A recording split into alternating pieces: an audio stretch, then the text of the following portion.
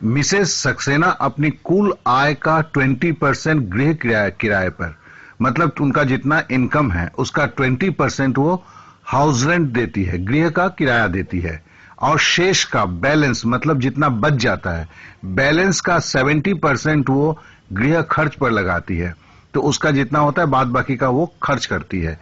यदि 1800 रुपए उसका बचत है, सेविंग्स उसका 1800 रुपीज है, तो उसका कुल आय मतलब टोटल इनकम क्या होगा। तो ऐसे सवाल को करने के लिए देखिए हम कैसे करते हैं, क्योंकि हम पुराने विधि को इस्तेमाल करते हैं, एक्स का इस्तेमाल ना के बराबर करते हैं और इससे मैथ बहुत ही फास्ट हो जाता है। तो चलिए पहले हम पकड़ लेते हैं कि इनकम उसका था 100 रुपया था, हम पकड़ लेते हैं। अब हाउस रेंट क्या बोलता है, गृह किराया बोलता है 20%, मतलब 100 रुपया आय होगा, उसका 20% 20 रुपया होगा। तो 20 रुपया उसने घर का किराया दे दिया, 100 रुपया आमदनी था, तो फिर उसके पास बचा क्या, 80 रुपया। 100 में से 20 घटाया 80 रुपया हुआ। बोलता है कि 70% गृह खर्च में कर देता है, तो मतलब है कि 70% अगर दूसरे एक्सपेंस होते हैं तो उसके बाद बच क्या जाता है, जो पैसा बच जाता है वो सेविंग्स हो जाता है। तो 70% अगर खर्च होता है तो फिर सेविंग्स कितना होगा, 30%। 30% किसका होगा, 80 रुपये का, क्या कि हमने इनकम क्या पकड़ा है, 100 रुपया। तो 80 का 30% क्या होता है, 3 अठे 24, मतलब 24%। तो 24% जो है वो क्या निकला, 24% उसकी सेविंग्स है या बचत है।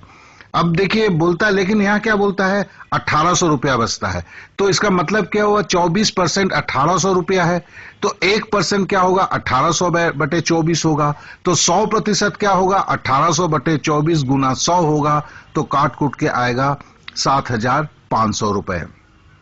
चलिए फिर से हम बोलते हैं, हमने क्या माना कि मिसेस सक्सेना का जो इनकम था पहले 100 रुपया मान लिया था, उसमें बोला था कि हाउस रेंट 20 रुपया है, तो हमने 100 में 20% है तो 100 रुपये का 20% 20 रुपया होता है, तो हमने 100 में से 20 घटा दिया, तो बच गया हमारे पास 80 रुपया।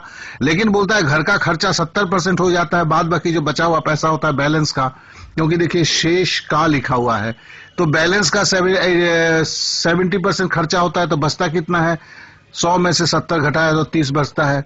तो अब हमारे पास बैलेंस कितना है, 80 रुपया है, तो 80 रुपये का 30% क्या होगा, तो 3 अठे 24, मतलब क्या होगा, 80 गुना 30 बटे 100 करेंगे हम, तो बराबर होगा 24%।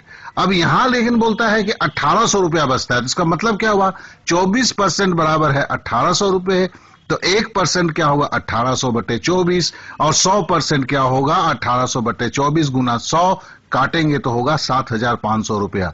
तो ये 100% क्या है, ये जो है 100 रुपए के जगह क्या है, हमने 100% लिया हुआ है, जो मिसेस सक्सेना का कुल आय है, टोटल इनकम है। तो इस तरह निकल गया, इसे 2-3 बार करें फिर आगे बढ़ें।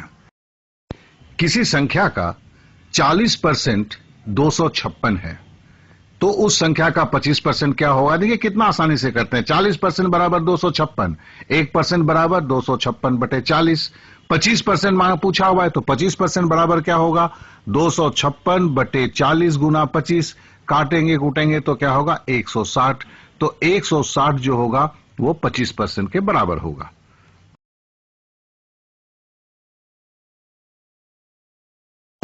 अब इस सवाल को देखें, x का 25% प्लस 72 बराबर 90 है, का मतलब होता है ऑफ, मतलब 25% ऑफ x बोला हुआ है, तो हम का हो ऑफ हो तो क्या करते हैं, गुना करते हैं, तो x गुना 25% को कैसे लिखेंगे, 25 बटे 100 प्लस 72 बराबर हुआ 90 जो बोला हुआ है, तो x गुना 25 बटे 100 क्या होगा, 90 से 72 घटाया तो 18 हो गया, तो x बराबर क्या होगा, 18 बटे 25 गुना 100, तो बराबर काट कूट के हो जाएगा 72, तो यही आंसर होगा।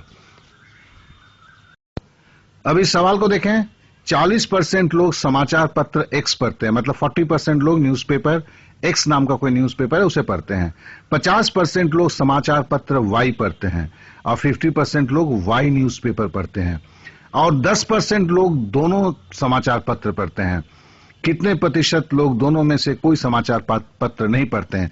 देखिए ये ऐसे जो एग्जाम जो क्वेश्चंस होते हैं इसे हम वेन डायग्राम से करते हैं। देखिए वेन डायग्राम में हमने क्या किया, हमने एक्स का नाम का एक गोला बनाया और उसमें लिखा कि 40% 40 लिख दिया। फिर है दूसरा है कि वाई का गोला है, उसे भी बनाया। देखिए एक्स और वाई का गोला परस्पर काटता है, क्या कि एक हमें संख्या दिया गया है कि जो दोनों पेपर पढ़ते हैं, तो वो इंटरसेक्टेड एरिया होगा। तो चलिए पहले हम y बराबर लिखा 50 लिखा, ठीक है ना, और दोनों पढ़ते हैं तो ये इंटरसेगमेंट जो एरिया है उसमें 10% लिख दिया। तो फिर हम क्या करते हैं, देखिए ये जो बीच वाला जो 10% जो दोनों पेपर पढ़ते हैं दोनों में से घटाते हैं। 40 में से 10 घटाया 30 और इधर 50 में से 10 घटाया 40 हुआ। तो देखते हैं हम एक समाचार पढ़ने वाले कौन होते हैं, 30% पढ़ते हैं, 40 में से 10 घटाने के बाद 30 आया। वाई समाचार पत्र पढ़ने वाले कितने होते हैं, 50 में से 10 घटाया तो 40 हुआ। अब दोनों पढ़ते हैं कौन, तो 10% हुआ। अब सबको जोड़ दिया, जोड़ने के बाद क्या हुआ, 80%। तो जो कोई न्यूज़पेपर नहीं पढ़ता है वो कितने आदमी हुए, तो प्रतिशत मतलब 100 का हिसाब होता है, तो 100 में से 80 घटा दिया तो आ गया 20%। मतलब 20% ऐसे लोग हैं जो किसी तरह के समाचार पत्र नहीं पढ़ते हैं। 500 रुपए का 20% का 15% का 10% होगा। का मतलब होता है ऑफ। हम बोल सकते हैं 500 रुपी, हम इसको ऐसे बोलेंगे 25% ऑफ 15% ऑफ 10% ऑफ 500 रुपीज कितना होगा। तो मतलब 500 रुपए का है, का मतलब गुना है। चलिए 500 लिखा, का मतलब गुना किया, 20% मतलब 20/100, का फिर बोला है मतलब फिर गुना दिया, फिर 15% बोला है तो 15/100 गुना फिर 10/100। इस तरह हमने लिखा। अब काटना कूटना चालू किया तो कितना आया, 3/2। 500 रुपया से हमने चला था 3/2 रुपया। 3/2 रुपया नीचे ऑप्शन में देखते हैं तो देखते हैं 3/2 रुपया नहीं है लेकिन 1.5 रुपया है। 1.5 रुपया बराबर के 1.5 रुपया कितना होता है, 3/2 ही होता है। क्या कि हम पूर्णांक में करेंगे तो 1.1/2 रुपया होगा, मतलब 1.5 रुपया होगा। अब जरा इस सवाल को देखें। किसी संख्या के 2/5 के 1/3 का 1/4 15 है।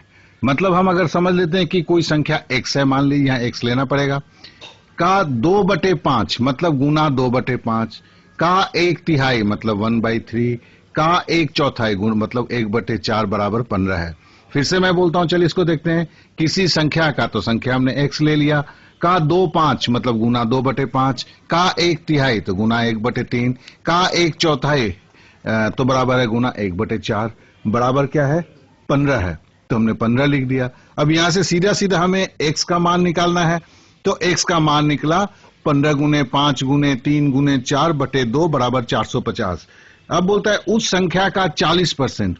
अब 450 का 40% मतलब 450 का मतलब गुना, 40% को कैसे लिखेंगे, 40/100, तो बराबर काट कूट के हो जाएगा 180। तो ये आंसर निकल गया। अब इस सवाल को देखें। किसी परीक्षा में 40% अंक उत्तीर्णांक है, मतलब है पासिंग मार्क्स है। 40%, 100 में 40 आने पर लड़का पास हो जाता है।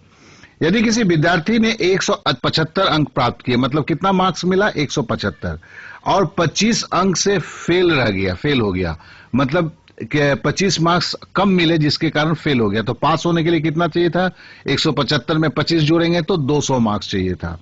तो परीक्षा का कुल अंक क्या था। अब देखिए हमने देखा कि 175 में 25 मार्क्स से वो फेल हो गया, तो टोटल कितना मार्क्स मिलना चाहिए था, तो 200 मार्क्स मिलना चाहिए थे। 175 से 25 जोड़ा। इधर बोलता है कि 40% जो है पासिंग मार्क्स है, मतलब 40% अगर लाता है तो पासिंग मार्क्स है। तो हम लिखते हैं कैसे, देखिए 40% बराबर है 200 मार्क्स, बोला हुआ है, सही बात है। 1% बराबर कितना होगा, तो 200/40, तो 100% कितना होगा, क्या कि 100% है, टोटल एग्जाम का है, तो किसी परीक्षा में 100% ही होता है ना भैया। तो 100% बराबर कितना होगा, तो 100% बराबर होगा 200/40 गुना 100 बराबर हो गया 500 मार्क्स। तो मतलब 500 मार्क्स जो है वो टोटल मार्क्स था। 40% पासिंग, अब भी देखिए 4×5 20 होता है, मतलब 200 मार्क्स पासिंग का था। लड़के को 175 मिला था, इसलिए क्या है 25 मार्क्स से बेचारा फेल हो गया था।